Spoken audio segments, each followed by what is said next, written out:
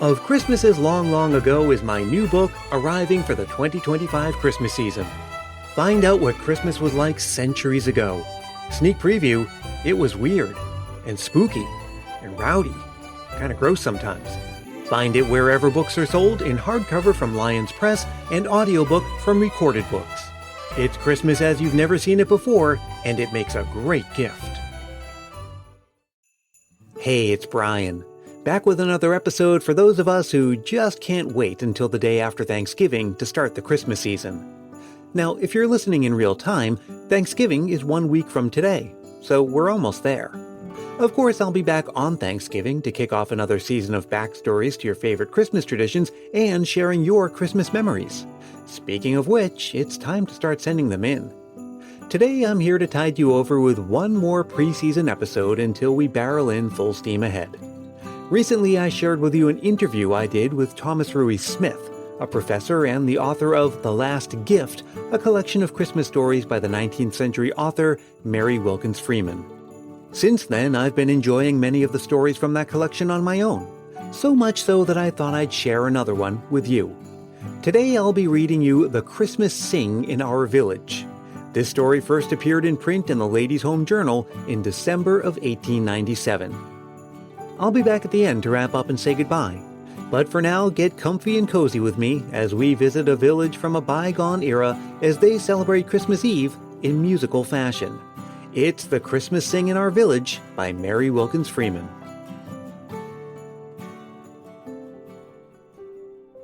The singing school is, of course, a regular institution in our village during the winter months, but the one of special interest is held on Christmas Eve. That is called, to distinguish it from the others, the Christmas Sing. On that night, only the psalms and fugues appropriate to the occasion are sung, and the town hall is trimmed with holly and evergreen. The Sing begins at 8 o'clock and is always preceded by a turkey supper. The supper is in the tavern, as it used to be called. Now we say hotel. Still, it is the tavern, and always will be the same old house where the stages drew up before the railroad was built. The turkey supper is at 6 o'clock, and full 2 hours are required to dispose of the good things and speechify. Then the people cross the road to the town hall where the Sing is held. It is a great occasion in our village, and the women give as much care to their costumes as if they were going to a ball. The dressmaker is hard worked for weeks before the Sing. Everybody who can afford it has a new dress, and those who cannot have their old ones made over. The women all try to keep their costumes secret until the night of the Sing, and the dressmaker is bound over by the most solemn promises not to reveal anything. The Christmas Sing is often most brilliant and surprising to our humble tastes in the matter of dress, and was especially so last year. The Sing of last year was also noteworthy in another respect. There were 3 betrothals and a runaway marriage that night. It was ideal weather for Christmas Eve and our Sing, very cold and clear, a full moon, and a beautiful hard level of snow for sleighing. At 6 o'clock, everybody was assembled at the tavern. Past and present members of the singing school, even old man Veazey, who was over 90, were there. There were also some guests, fine singers from out of town. The turkey supper was excellent, and so were the speeches. One of the best made was by Mr. Cassius C. Dowell from East Langham, a village about 8 miles from ours. He is a very fine tenor singer and quite a celebrity. He sings in the church choir at Langham and is in great demand to sing at funerals. He is not very young, but fine-looking and a great favorite with the ladies. He has a gentle, deferential way of looking at them which is considered very attractive. Lottie Green sat next to him at the supper table, and he looked at her and made sure that she had plenty of white meat and gravy. Mr. Lucius Downey was on the other side of Lottie, but she paid no attention to him. Had it not been for Lorinda Snell, who was next on his right, he might have felt slighted. She looked very well, too, in a fine new silk dress, plum color with velvet trimming. Lorinda was quite pretty in her youth, and sometimes dress and excitement seemed to revive something of her old beauty. Her cheeks were pink and her eyes bright. Her hair, which is still abundant, was most beautifully crimped. Lottie Green also looked very pretty. She had not been able to afford a new dress, but she made over her old blue cloth one and put in silk sleeves, and it was as good and quite as pretty as when it was new. Probably Maria Wright had the finest new dress of any of the girls. Everybody stared at Maria when she entered with a great rustle of silk and rattle of starched petticoats. The dress was of pink silk, and, a most startling innovation in our village, the waist was cut square and quite low.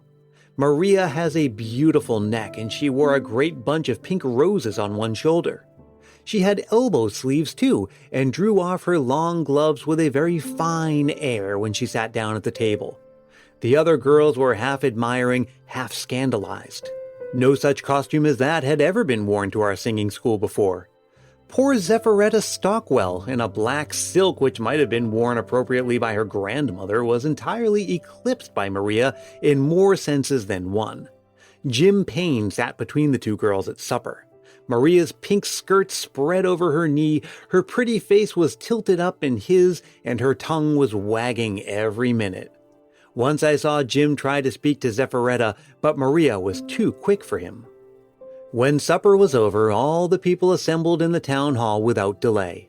The hall was finely decorated, green wreaths hung in the windows, and the portrait of the gentleman who gave the townhouse to the village 50 years ago, Squire Ebenezer Adams, was draped with an American flag. It is a life-size portrait and hangs on the right of the stage. Our old singing master and choir leader, Mr. Orlando Sage, stood on the stage and conducted the school as usual. The piano was on his right. The South District teacher, Miss Elmira Crane, played that. There was old Joseph Nelson with his bass viol, which he used to play in the church choir, and Thomas Farr and Charlie Morris with their violins. The school was arranged in the usual manner, in the 4 divisions of sopranos, tenors, bassos, and altos. At 8 o'clock, Mr. Sage raised his baton, and the music began. Everybody stood up and sang their best and loudest, with perhaps one exception. The result was quite magnificent, unless you happened to stand close to certain singers and did not sing loud enough yourself to drown them out. We went on with the fine old fugues, and it was grand, had it not been for the weakness in the sopranos. At length, Mr. Orlando Sage stood directly in front of the sopranos, waving his baton frantically, raising himself up on his toes and jerking his head as if in such ways he might stimulate them to greater volume of voice. Mr. Sage is a nervous little man. Finally, with an imperious switch of his baton and a stamp of his foot, he brought the whole school to a dead stop. "Miss Stockwell," he said, "why don't you sing?" Everybody stared at Zephyretta.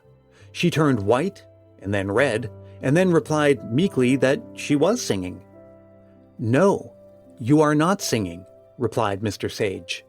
"I was riding past your father's yesterday, and I heard you sing. You have a voice. Why don't you sing?" Mr. Sage brandished his baton as if he would like to hit her with it, and poor Zephyretta looked almost frightened to death.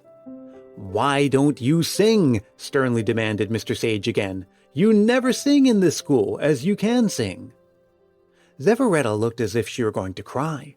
She opened her mouth as if to speak, but did not. Then suddenly, Lorinda Snell, who sat on her right, spoke for her. "I can tell you why if you want to know, Mr. Sage," she said. "I haven't told a soul before, but much as 3 years ago I heard Maria Rice tell Zephyretta not to sing so loud. She drowned her all out, and Zephyretta hasn't sung so loud since." When Lorinda stopped, with a defiant nod of her head, you could have heard a pin drop. Maria Rice, on the other side of Zephyretta, was blushing as pink as her dress. Then Mr. Sage brought his baton down. "Sing!" he shouted, and we all began again, when shepherds watch their flocks by night. Zephyretta did let out her voice a little more then, and we were all amazed. Nobody had dreamed that she could sing so well. Still, it was quite evident that she held her voice back somewhat on her high notes on account of Maria's feelings, though Maria would not sing at all during the rest of the evening. I think she was glad when the sing was over, though everybody else had enjoyed it.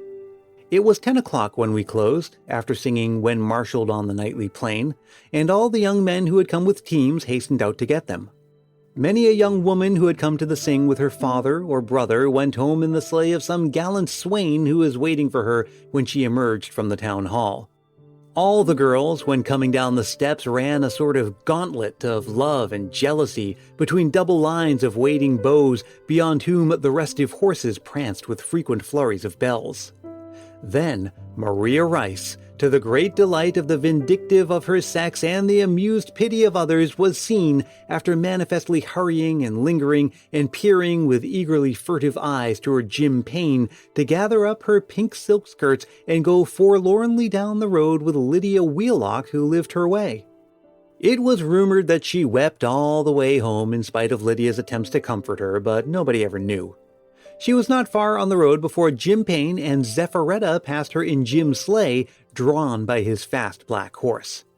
Everybody was astonished to see Jim step out from the waiting file, accost Zephyretta, and lead her to his sleigh as if she had been a princess, and probably Zephyretta was the most astonished of all. Mr. Cassius C. Dowell, who had driven over from Langham, took Lottie Green home, and Mr. Lucius Downey escorted Lurinda Snell. He had brought a lantern, though it was bright moonlight. He is fond of carrying one because his eyes are poor.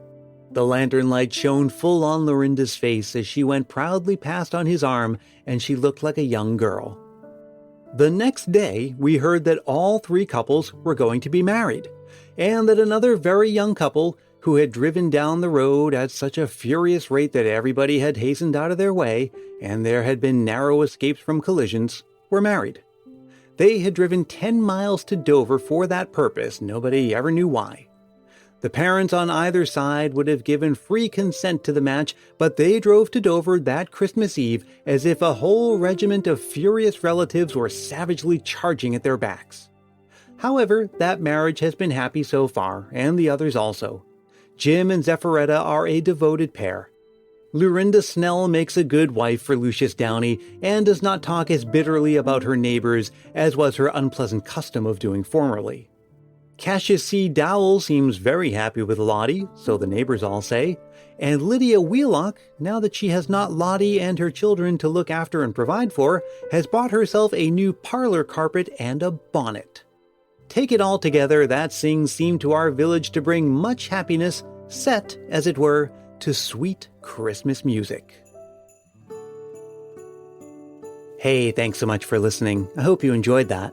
I, for one, have been listening to lots of sweet Christmas music over these last few weeks. I wonder if you have been too. It's one of my favorite ways to get into the spirit. Again, the story you just heard was from The Last Gift, a collection of Mary Wilkins Freeman's Christmas stories recently published by Thomas Ruiz Smith. Check the show notes for a link, and thanks again to Professor Smith for being part of this season of Christmas Past. Well, everyone, next time we meet, it'll be Thanksgiving Day and time to kick off an all-new season of Christmas Past, our 8th season. And as always, I want you to be part of it. Share a Christmas memory with the Christmas Past family this year. All you have to do is record yourself speaking into your phone's voice memo app and send it to me at christmaspastpodcast@gmail.com. Keep it reasonably short, clean, and family-friendly, and be sure to say your name and where you're from. I hope your Thanksgiving plans are coming together nicely and that you're ready to get cozy and festive for the season ahead. I'll see you soon. Until then, let me remind you that Christmas Past is produced in wonderful Willow Glen, California by yours truly, Brian Earl. Stay connected with me on Facebook, Twitter, Instagram, and Threads, and again, you can reach me anytime at christmaspastpodcast@gmail.com. Please do join our private Christmas Past Facebook group if you haven't yet. And hey, if you're really feeling the Christmas spirit, why not help more people discover this show? It's as simple as telling a friend about it or leaving a review on Apple Podcasts. If you do leave a review, I'll send you a Christmas Past sticker, and a handwritten Christmas card is my way of saying thanks. Reach out for details, and until we meet again, may your days be merry and bright.